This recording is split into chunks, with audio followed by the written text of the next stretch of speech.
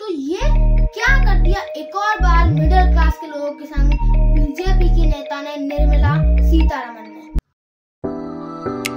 दोस्तों, एक और बार स्वागत है आपका बी क्रिएटिव बी हैप्पी में। और आज मैं आपको बताने जा रहा हूँ कि इनकम टैक्स की नेता जिसको बीजेपी ने बनाया है, उनका नाम है निर्मला सीतारमण। और उन्होंने मिडिल क्लास लोगों के संग फिर से बहुत ही ज्यादा बेकार काम करा है। तो अब ऐसा क्या कर दिया निर्मला सीतारमण ने, वो मैं आपको बताता हूँ। पहले हम लोग बात कर लेते हैं हमारे टैक्सेस पे। टैक्सेस बहुत ज्यादा बढ़े हैं, तो अभी टैक्सेस पे बात करते हैं। तब तक आप सब्सक्राइब करो। तो पहले हम लोग बात कर लेते हैं कैपिटल गेन्स टैक्स में। तो दो टाइप के कैपिटल गेन्स टैक्स होते हैं। एक होता है short term capital gains tax, जिसको हम बोलते हैं STCG, short term capital gains tax. और एक होता है long term capital gains tax, इसको हम लोग बोलते हैं LTCG, long term capital gains tax. तो इनमें बहुत ज्यादा बढ़ाव नहीं आए हैं, पर थोड़ा बढ़ाव आए हैं। पहले हमारा ये जो LTCG था, ये था हमारा 10% पे, और अब ये आ चुका है, ये 2.5% बढ़ चुका है, और अब ये आ चुका है 12.5% पे। और पहले जो हमारा STCG था, वो था हमारा 15% का, और अब ये 5% बढ़ के आ चुका है 20% पे। तो ये तो हो गई हमारी कैपिटल गेन। और जो मेन बदलाव आया है, वो आया है इंडस्ट्री बेसिस पे। अगर हम कोई लैंड खरीदते थे, तो पहले हम पे लगता था 12.5% टैक्स, सबको पता होगा ये। उसको हटा दिया है, उसको कर दिया 10%। लेकिन अब आप लोगों को लगेगा तो इसने बेकार क्या बात करी, ये तो अच्छा करा है बीजेपी की नेता ने, निर्मला सीतारमण ने, कि ये तो टैक्स घटाया है। पर इसके साथ एक और चेंज किया गया है बहुत बड़ा, जो कि चेंज है हमारा, उन लोगों ने इंडेक्सेशन हटा दिया है। इंडेक्सेशन अब क्या होता है? वो इंडेक्सेशन ये होता है कि जैसे मैंने 2004 में प्रॉपर्टी खरीदी 20 लाख रुपए की, और फिर अब 2024 में उसको बेचना चाहता हूँ, और 2024 में मैं उसको बेच रहा हूँ 1 करोड़ रुपए में।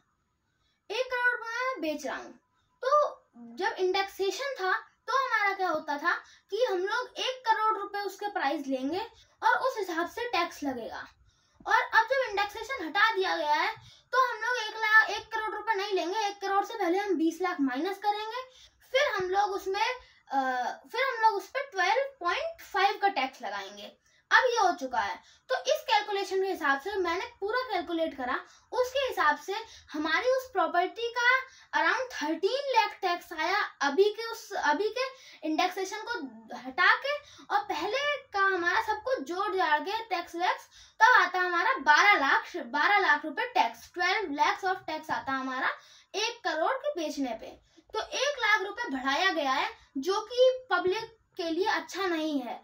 और इंडेक्सेशन हटा के एक और चीज हुई है, प्रॉपर्टी की कॉस्ट 3 गुना ज्यादा बढ़ जाएगी। ये मैं नहीं कह रहा, ये बीजेपी के एक नेता ने कहा है कि प्रॉपर्टी की कीमत 3 गुना बढ़ा देंगे, इस क्षेत्र के हर घर की कीमत 3 गुना कर देंगे, जिससे हम लोगों का इन्वेस्टमेंट ज्यादा होगा, तो उनको बाद में ज्यादा पैसे मिलेंगे। तो उन्होंने तो सोचा कि ये लोगों के लिए अच्छा होगा, लेकिन ये तो बुरा हो गया। अब जैसे मैं 1 करोड़पति हूँ, मेरे पास बहुत सारे घर हैं 2-3 करोड़ के, लेकिन जो लोग बाहर से आ रहे हैं, जिनके पास 10 लाख रुपए हैं ओनली घर खरीदने के, तो वो घर खरीद ही नहीं पाएंगे जब 3 गुना हो जाएगा। अभी लोग घर खरीद के बाद में थोड़ी रकम पे बेच पाते, लेकिन घर तो खरीद पाते, फिर वो लोग घर खरीद ही नहीं पाएंगे। तो आई डोंट थिंक सो कि ये एक अच्छा डिसीजन है। टैक्स तो कम करा है, पर इंडेक्सेशन हटा के इन लोगों ने बिल्कुल भी अच्छा नहीं करा।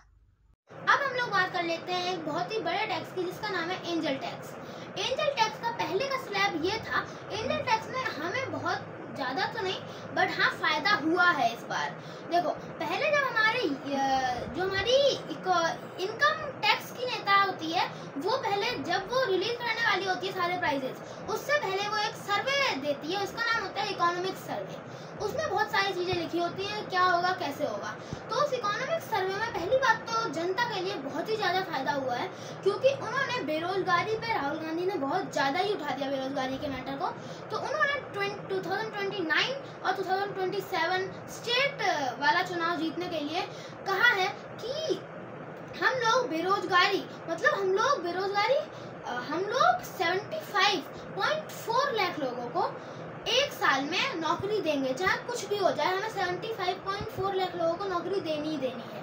तो फॉर एग्जाम्पल अगर हमारी जनता 4 करोड़ है, तो ऐसे ऐसे करके 4 या 5 सालों में आखिरकार हमारे सारे लोग हो जाएंगे जिनके पास रोजगार होगा। बेरोजगार लोगों की संख्या बहुत ज्यादा कम हो जाएगी। अब ये क्यों किया गया? ये इसलिए किया गया क्योंकि हमारी जो पुअर वाली परसेंटेज थी और हमारी जो बेरोजगारी की परसेंटेज थी वो बहुत ज्यादा बढ़ गई थी। अब बीजेपी सरकार पैसे कमाने में तो है ही माहिर।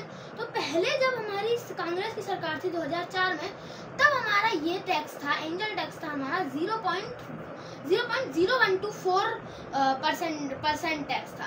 लेकिन अब एकदम से इन लोगों ने टैक्स लगाई थी 18%। इतना ज्यादा चेंज आया है। अब इसमें फायदा ये हुआ है कि जो हमारे टैक्स स्लैब होते हैं उनमें ज्यादा तो नहीं, बहुत माइनर चेंज आया है, बट वो मिडिल क्लास के लिए बहुत ज्यादा बेनिफिट वाला चेंज है। जैसे पहले हम जब 5% टैक्स देंगे तो पहले होता था कि हम 3 to 6 लाख इनकम में देंगे 5% टैक्स, लेकिन वो हटा के अब 3 to 7 लाख कर दिया है। 10% टैक्स में होता था कि हम 6 to 9 लाख में देंगे 10% टैक्स, लेकिन वो हटा के 7 to 10 लाख कर दिया है। 15% टैक्स में होता था कि हम लोग 9 to 10 लाख इनकम में देंगे 15% टैक्स, लेकिन वो हटा के 10 to 12 लाख कर दिया है। तो ये 1-1 लाख रुपए के चेंजेस जो है ना, ये बहुत ज्यादा बेनिफिट वाले होंगे हमारी मिडिल क्लास के लिए। तो एंजल टैक्स में तो सब कुछ सही है, बट एक और दिक्कत है। इन लोगों ने क्या करा, हमारी जो स्पेंडिंग मनी होते हैं, हम किसी मार्केट जाते हैं उसका सब कुछ टैक्स बढ़ा दिया। ऐसे मुझे कैसे बढ़ा दिया? ऐसे बढ़ा दिया कि जब हम बेसिक मटेरियल लेते थे उस पर हमारा लगता था 2% टैक्स, और अब उन्होंने बढ़ा के कर दिया 3.5% टैक्स। और जब हम लोग कोई फैंसी आइटम लेते थे उस पर हमारा लगता था आई थिंक 6% टैक्स, और अब उन्होंने बढ़ा के कर दिया है 7.5% टैक्स। और जब हम लोग कोई लग्जरी आइटम लेते थे तो अब उस पर लगता था 18% टैक्स, अब उन्होंने बढ़ा के कर दिया है 20% टैक्स। तो ये टैक्स तो देखो वो बढ़ाएंगे क्योंकि उनको पैसा इतना ज्यादा खाना है कि वो टैक्स तो बढ़ाते रहेंगे। बट एंजल टैक्स में बहुत बड़ा चेंज आया है, और लैंड टैक्स में भी अच्छा चेंज होता अगर ये टैक्स कम कर देते। बट इन लोगों ने क्या करा, 15% से घटा के 12.5% कर दिया, लेकिन इंडेक्सेशन हटा दिया। इंडेक्सेशन हटाने का बहुत बड़ा असर पड़ा है हम लोगों पे। तो आज का वीडियो यहीं पे एंड करते हैं। मिडिल क्लास को एक और बार पागल बना दिया गया है। तो मिलते हैं आपसे नेक्स्ट वीडियो में, तब तक के लिए गुड।